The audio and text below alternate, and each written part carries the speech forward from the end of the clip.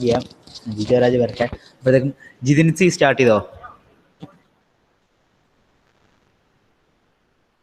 ജിതിൻസി നീ സ്റ്റാർട്ട് ചെയ്തോ?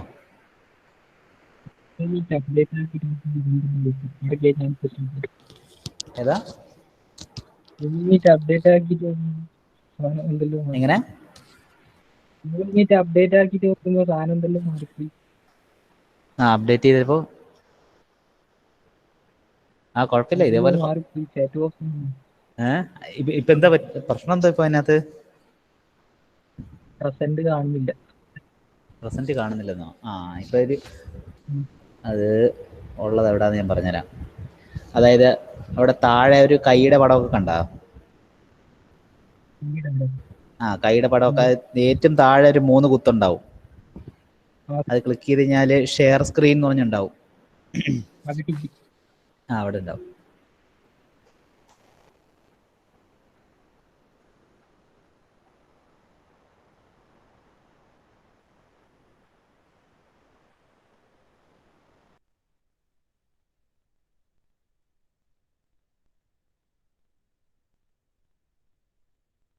കേൾക്കുന്നില്ലേ? ഹലോ, കേൾക്കുന്നുണ്ട്. എന്റെ ക്വസ്റ്റ്യൻ എന്ന് പറഞ്ഞാൽ explain the working of rack and pinion steering mechanism with a neat sketch.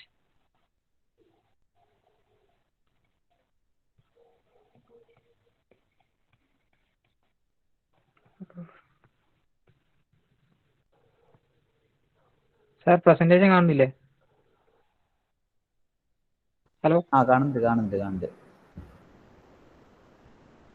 ഈ പറഞ്ഞാല് എന്ന് പറയാൻ കോമൺ ആയിട്ട് യൂസ് ചെയ്യുന്ന ഒരു സംഭവമാണ്. അത് ഈ യൂസ് ചെയ്യുന്നതാണ്. പിന്നെ ഇത് ഒരു സ്പെഷ്യൽ ടൈപ്പ് ഗിയർ ബോക്സ് ആണ്. റാക്കും പിനിയനും ഉള്ള ഒരു ഗിയർ ബോക്സ്. ഇത് ഒരു മെറ്റൽ ട്യൂബിലേക്ക് എൻക്ലോസ് ചെയ്തിട്ടാണില്ലേ. പിന്നെ ഈ റാക്കിന്റെ 2 സൈഡിലും ഒരു tube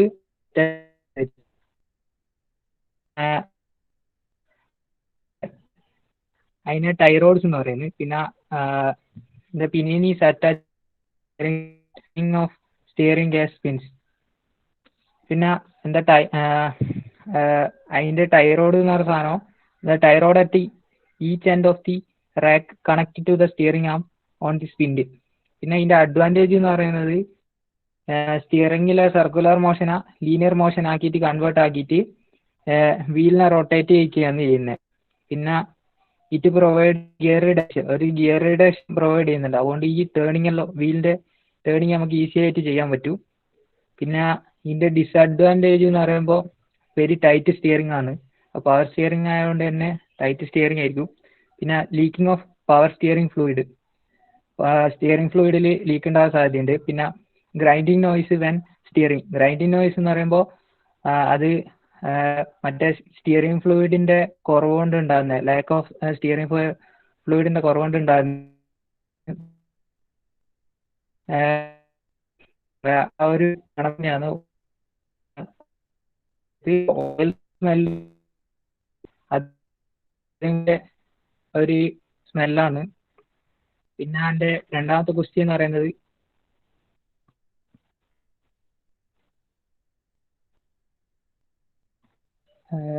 what are the advantages of power assisted steering system with the other system?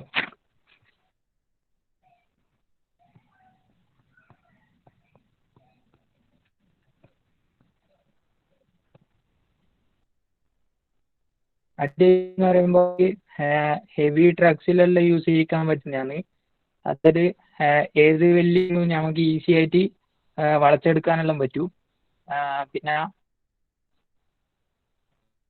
Very സിമ്പിളായിട്ട് നമുക്ക് നടത്താവുന്ന ഒരു മെക്കാനിസം ആണ്. പിന്നെ ബാക്കിയെല്ലാം ഡിജി എക്സ്പ്ലെയിൻ ചെയ്തിട്ടുണ്ട്. സാർ പോരെ, കഴിഞ്ഞു. ഓക്കെ. ജിജോരാജ് വന്നോ?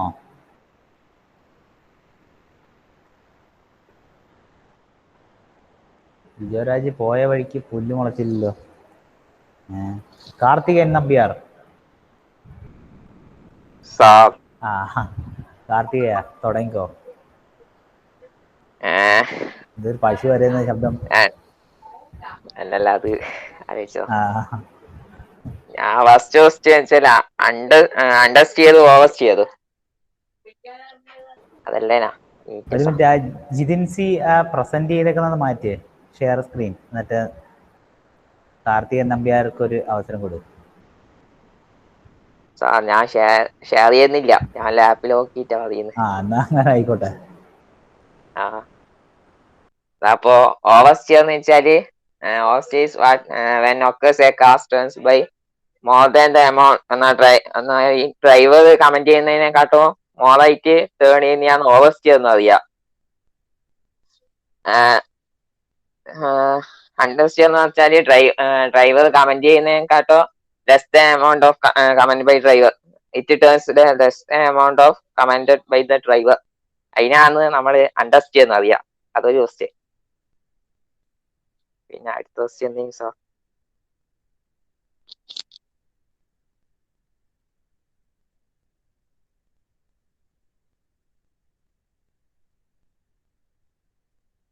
പിന്നെ അടുത്തെന്ന് വെച്ചാല് ഇത് എന്നാ പെർഫെക്റ്റ് റോളിംഗ് കണ്ടീഷൻ. അതെന്ന് വെച്ചാല് it satisfy the axis of the front wheel when produced meet the rear wheel axis of 1 point. This point is instantaneous center of the vehicle.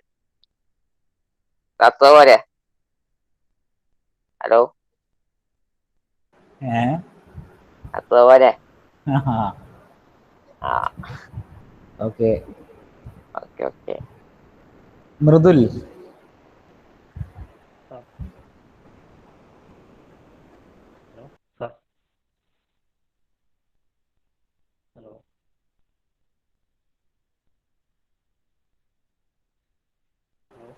Mridul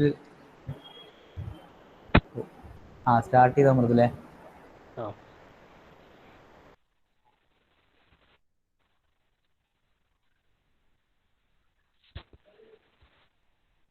first question body rolls in car ആണ്. ഇതിൽ ഒരു vehicle corner ചെയ്യുമ്പോൾ centrifugal force ഉണ്ടാവും, അത് ഇതിന് opposite ആയിരിക്കും. പിന്നെ ആ സെൻട്രിഫ്യൂഗൽ ഫോഴ്സിന് ഓപ്പോസിറ്റ് റിയാക്ഷൻ ഫോഴ്സ് ഉണ്ടാവും ഓരോ വീലിലും. പിന്നെ റിയാക്ഷൻ ഫോഴ്സ് ഉണ്ടാവും ഓരോ വീലിലും. എന്നിട്ട് ഒരു ഓവർ ടേൺ ഉണ്ടാവും. ഓവർ ടേൺ ഉണ്ടാകുമ്പോൾ വെയിറ്റ് ഇന്നർ വീലിന് ഔട്ടർ വീലിലേക്ക് ട്രാൻസ്ഫർ ചെയ്യും. ഇത് ബോഡി റോൾസ് ഇൻ കാർ. പിന്നെ how it is controlled. Anti roll bars വെച്ച് കൺട്രോൾ ചെയ്യാം. Anti roll bars torsional bar ഉപയോഗിച്ചിട്ട് സ്പ്രിങ് ആക്ഷൻ അച്ചീവ് ചെയ്യുന്ന കൺസെപ്റ്റ് ഉപയോഗിച്ചിട്ട് വർക്ക് ചെയ്യുന്ന ഒരു എക്യുപ്മെൻ്റ് ആണ്.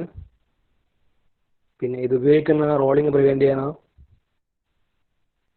Second question double wishbone suspension.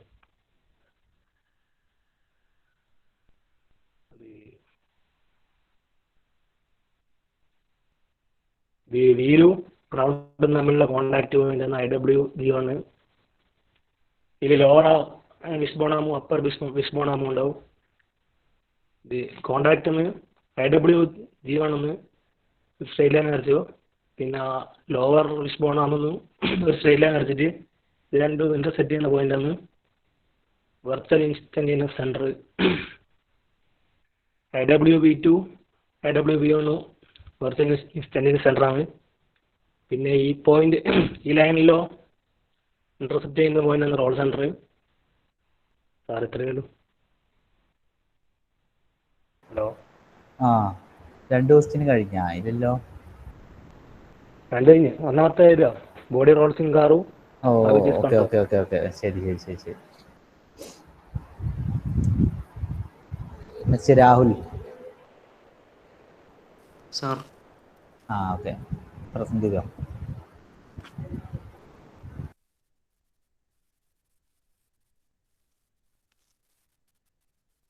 Sir കാണുന്നുണ്ടോ? കാണാം. എൻ്റെ ഫസ്റ്റ് ക്വസ്റ്റ്യൻ സെമി ട്രൈലിംഗ് ആം സസ്പെൻഷൻ സിസ്റ്റം ആണ്. അപ്പോൾ ഇതിൻ്റെ അകത്ത് വെച്ചാൽ The suspension system has a rear wheel hub supported by the wishbone arm pivoted on a inclined across the body. Here in the figure, the line projected through a wishbone arm pivot and a wheel hub axis. They are shown in the figure instantaneous centers, അതായത് IWB1 and IWB2. The swing arm length A is the distance between wheel hub and instantaneous centers, and B is the swing arm length noted on a rear view. Here we drawing a line between each half of swing arm, അതായത് instantaneous centres IWB1 IWB2 പിന്നെ type contact centres IWG1 IWG2. ഈ sloping line meet ചെയ്യുന്ന ഒരു പോയിന്റിനാണ് body roll centre, അതായത് IBG എന്ന് പറയുന്നത്. ഈ roll centre also denoted as RC in the diagram. Next body roll കപ്പിളും ബോഡി ഓവർടേണിംഗ് കപ്പിളും. In body roll couple, it has two components. Centrifugal moment about roll center is equal to F into A. പിന്നെ transverse displacement moment W tan theta, omega tan theta. Then total body roll couple എന്ന് പറയുന്നത് plus omega tan theta into A. പിന്നെ അടുത്ത body overturning couple. Body overturning കപ്പിളിൻ്റെ അകത്ത് body or vehicle moves across the centre of gravity. പിന്നെ അതിൻ്റെ അകത്ത് centrifugal force F acting through the centre of gravity at the height H shown in the figure. പിന്നെ അതിൻ്റെ അകത്ത് 4 tyre force occur ചെയ്യുന്നുണ്ട്, അതായത് F1 F2 and F3 F4. Overturning couple equal to weight എന്ന് പറയുന്നത് FH ആയിരിക്കും. അപ്പോൾ wait transferred എന്ന് പറയുന്നത് FH/T ആയിരിക്കും. Then total overturning couple FH എന്ന് പറയുന്നത് F into A plus B ആയിരിക്കും. And mu equal to FA plus FB. Sir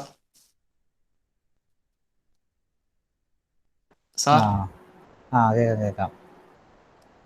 okay കഴിഞ്ഞ്. Okay, next Sooraj.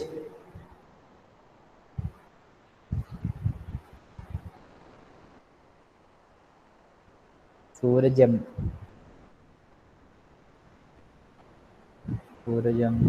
ആബ്സെന്റ് അല്ലേ? സൂരജം ആബ്സെന്റ് ആണോ?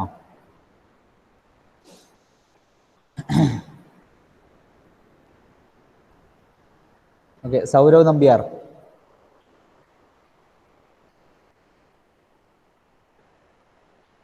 സൗരവാർ നമ്പ്യാർ.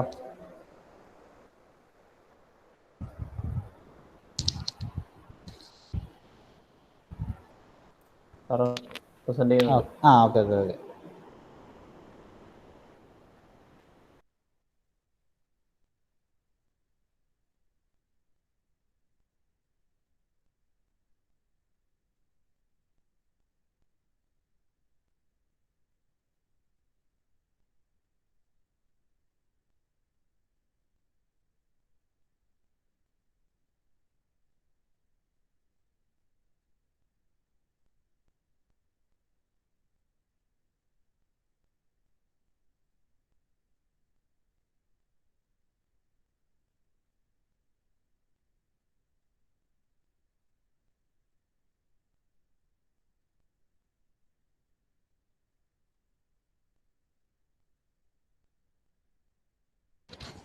സൗരവേ, ശബ്ദമൊന്നും കേൾക്കുന്നില്ലല്ലോ.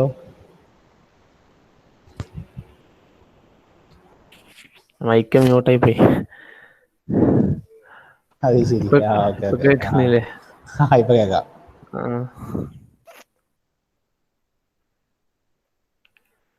അപ്പോൾ first question, list out the advantages and disadvantages of hydro pneumatic suspension. First advantages, it offers superior ride quality over all the surface. എല്ലാ സർഫസിലും pneumatic suspension എന്ന് പറയുമ്പോൾ എയറാണ് സസ്പെൻഷന് വേണ്ടി നിൽക്കുന്നത്. അപ്പോൾ കൺവെൻഷണൽ കോയിൽ സ്പ്രിങ്ങിന് വരെ ഇത് വെക്കുമ്പോൾ നല്ല സുപ്പീരിയർ റൈഡ് ക്വാളിറ്റി കിട്ടും. it has self-leveling and driver variable ride height facility. അതായത് സെൽഫായിട്ട് വണ്ടീൻ്റെ ഗ്രൗണ്ട് ക്ലിയറൻസ് വേരി ചെയ്യാൻ പറ്റും. അതേപോലെ തന്നെ റൈഡറിനും അഡ്ജസ്റ്റ് ചെയ്യാൻ പറ്റും മാനുവലായിട്ട്. Pneumatic suspension used since gas is compressible, it also has less damage to shock. Pneumatic system എന്താ ഉപയോഗിക്കാൻ കാരണം എന്ന് വെച്ചാൽ അത് ഗ്യാസ് ആയതുകൊണ്ട് ഇത് ഈസിലി കംപ്രസിബിൾ ആണ്. അപ്പോൾ പെട്ടെന്നുള്ള ഷോക്കെല്ലാം നന്നായിട്ട് അബ്സോർബ് ചെയ്യാൻ പറ്റും. പിന്നെ ആ വണ്ടിക്ക് വളരെ ഡാമേജ് കുറവായിരിക്കും ഉണ്ടാവുക. This type of suspension widely use in modern tanks വാറിൻ്റെ ടാങ്ക്സിലും പിന്നെ മിലിറ്ററി വെഹിക്കിൾസിലാണ് അധികം യൂസ് ചെയ്യുന്നത്. കാരണം ടെറൈനിലെല്ലാം ഉപയോഗിക്കാൻ എളുപ്പമായതുകൊണ്ട്. മെഴ്സഡീസ് ബെൻസിലും ആക്റ്റീവ് ബോഡി കൺട്രോൾ എന്ന് പറഞ്ഞ പേരിൽ ഇത് അറിയപ്പെടുന്നുണ്ട്. Compact suspension design and high durability. ഇതിൻ്റെ ഡിസൈൻ വളരെ കോമ്പാക്റ്റ് ആണ്, അധികം സ്പേസ് ഒന്നും ഉണ്ടാവില്ല. പിന്നെ ഡ്യൂറബിലിറ്റിയും ഹൈ ആണ്.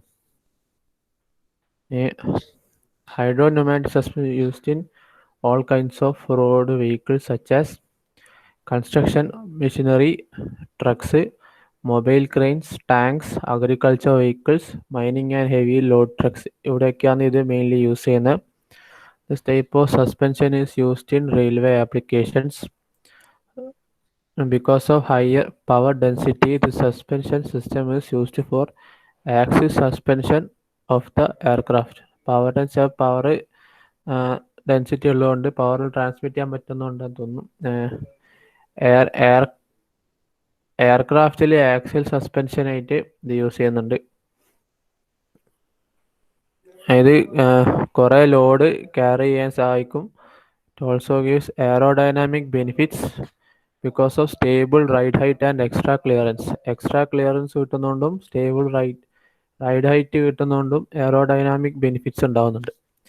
ഡിസഡ്വാൻറ്റേജസ് നോക്കുകയാണെങ്കിൽ it requires trained mechanic for servicing.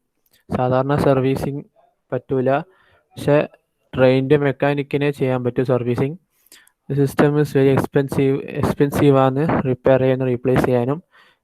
Poorly maintain ചെയ്താൽ പണി കിട്ടിയ ചിലവാണ്.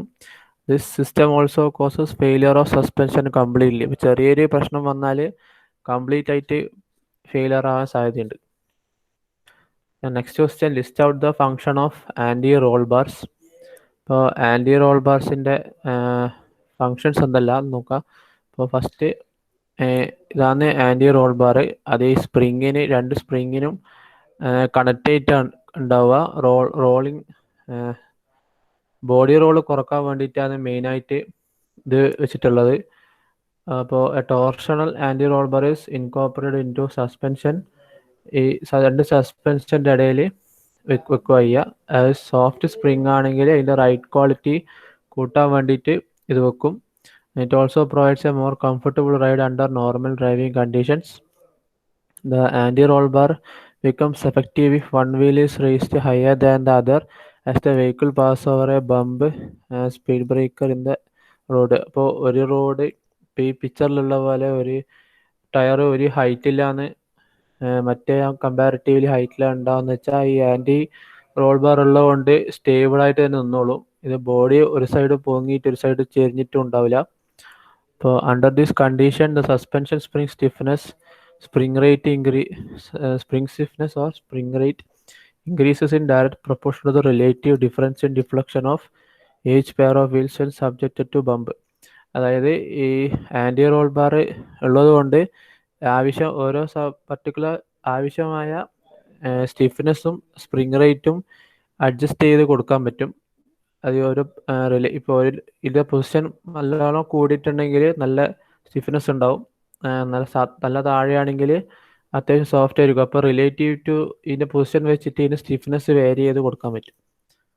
അപ്പോൾ ഇതേ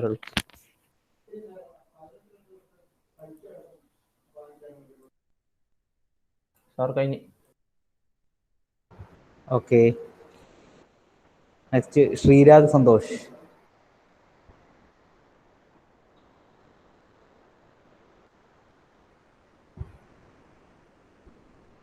ശ്രീരാഗ് സന്തോഷ് അവന് ആബ്സെന്റ് ആണോ? എവിടെ പോയി?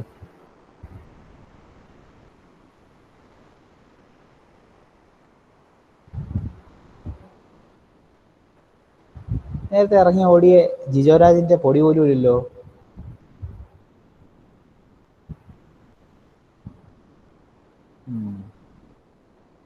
ശ്രീരാഗ് സന്തോഷ് ഇല്ല അല്ലേ? ഓക്കെ, വൈശാഖ്.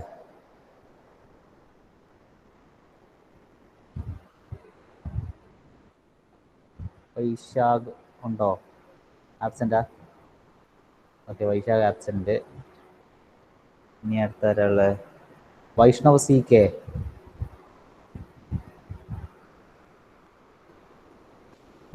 Yes sir. തുടങ്ങിക്കോ. ഒരു മിനിറ്റ്.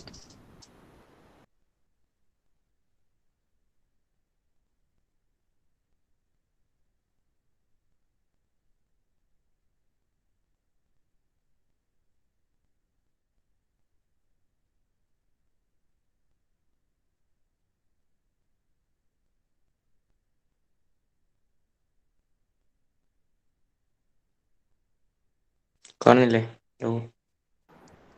കാണാം.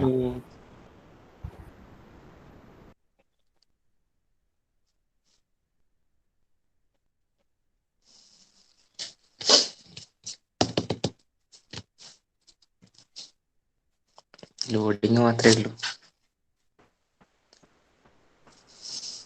ഭീകര, ഡൗൺലോഡ് പോലും ചെയ്തിട്ടില്ലേ? ഇത് ഇങ്ങനെ വരുന്നില്ലേ?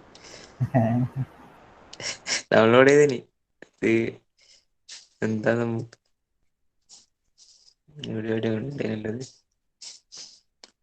ക്വസ്റ്റ്യൻസ് എന്ന് പറയുന്നത് anti lock braking system ABS ആണ്. And as you can see, ABS is used in modern cars, and this type of braking system is mainly used to prevent the locking of tires while braking, and it's a safe system used to maintain the tractive contact and avoid the slipping while braking. When a car comes at some high speed, and and the driver applies brake, it starts to it's try the car try to stop at that point. So it's not possible since due to the momentum of the car, so it normally slips on the road surface. If the road is wet or something like that, the accidents may happen, and controlling will be very difficult in that situation. So where the importance of ABS takes place or comes, and here it consists of a hydraulic unit with solenoid valves which is connected to all the four wheels, which is a four-wheel system. And while the driver is applied the brake, the fluid in the hydraulic unit pushes through the open solenoid valves to the wheels. Actually, in the system, there are sensors provided in the wheels to measure or to sense the acceleration of the wheels.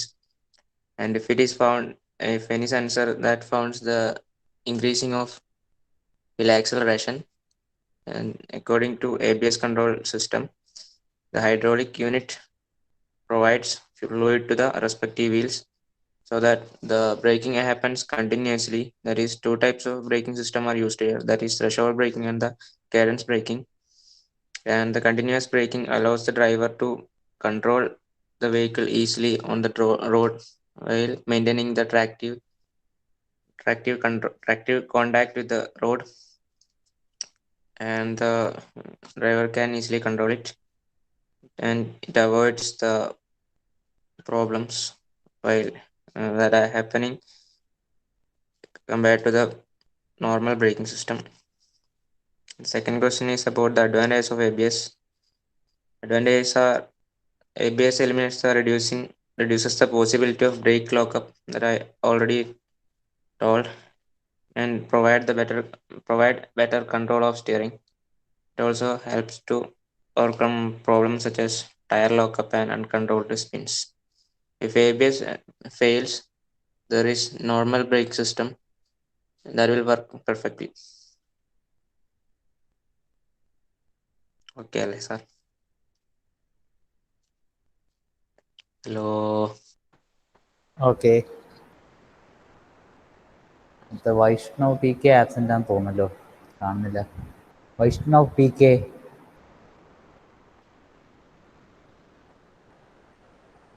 ഇല്ല. അതുപോലെ വസീം ഉണ്ടോ? വസീമില്ല. ദിനില്ലാൽ sir ഇതിനുണ്ട്. ദിനില്ലാൽ start ചെയ്തോ.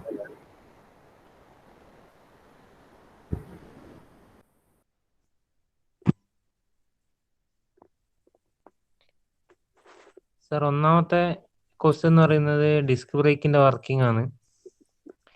അതിൽ ഇപ്പം figure കാണാം, ഇത് disk ബ്രേക്കിന്റെ ഫിഗറാണ്. ഇതിൽ പ്രധാനപ്പെട്ട പാർട്ട് റോട്ടറാണ്. റോട്ടർ എല്ലാവർക്കും അറിയാം, നമ്മൾ ബൈക്കിലുള്ള പോലെ മെറ്റാലിക് ആയിരിക്കും മെറ്റീരിയൽ. പിന്നത്തെ പ്രധാനപ്പെട്ട പാർട്ടുകൾ എന്ന് പറയുന്നത് കാലിപ്പറും പിസ്റ്റണും, പിന്നെ ഒരു ഹബ്ബ് കാണാം. ഈ ഹബ്ബാണ് വീലുമായിട്ട് കണക്ഷൻ വരുന്ന പാർട്ട്. ഈ റോട്ടർ